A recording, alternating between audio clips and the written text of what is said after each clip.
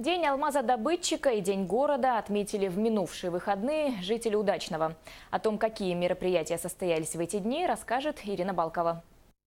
Слова благодарности тем, кто открыл первые в стране коренные месторождения алмазов, кто осваивал суровый край и среди вечной мерзлоты воздвигал города, звучали в эти дни на всех сценах Удачного. Торжественные мероприятия в городе начались с митинга на площади Ларисы Попугаевой, первооткрывательницы коренного месторождения алмазов в стране. Город Удачный – это наш дом, алмаздобытчик – это наше начало, мы здесь живем, это наша судьба, мы здесь как детей воспитали и вырастили. Это наш профессиональный праздник. Благодаря Ларисе Анатольевне Попугаевой открыта была трубка, с этой трубкой пошел наш город. А так как мы жители этого города, для нас и День города мы празднуем, и День алмазодобытчика.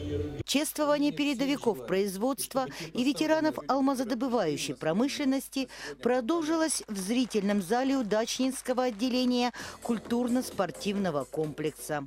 Артисты из Якутска подарили всем присутствующим необыкновенный национальный колорит и праздничное настроение.